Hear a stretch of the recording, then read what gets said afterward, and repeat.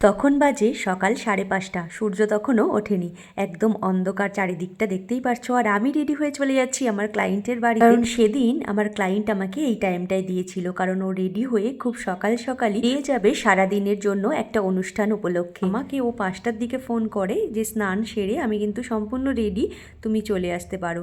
আর আমিও একদম ঝটপট ঘুম থেকে উঠে তাড়াতাড়ি করে মেকআপের ব্যাগপত্র নিয়ে চলে গেছিলাম ওদের বাড়িতে ওকে রেডি করার জন্য 5:30টার মধ্যেই, যেহেতু খুব তাড়াতাড়ি ওকে রেডি করে ছাড়তে হতো।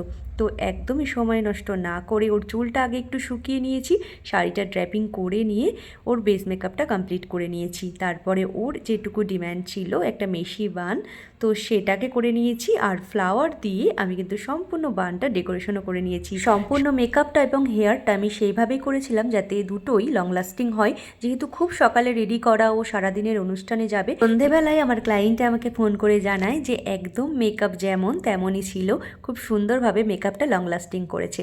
তো মেকআপ লুকটি তো ওর সেদিন ভীষণ পছন্দ হয়েছিল। তোমরাও অবশ্যই জানিও তোমাদের কেমন লাগলো আজকের আমার এই ক্লায়েন্টের মেকআপ লুকটি। তো তোমরাও চাইলে তোমাদের স্পেশাল দিনে আমাকে বুকিং করে নিতে।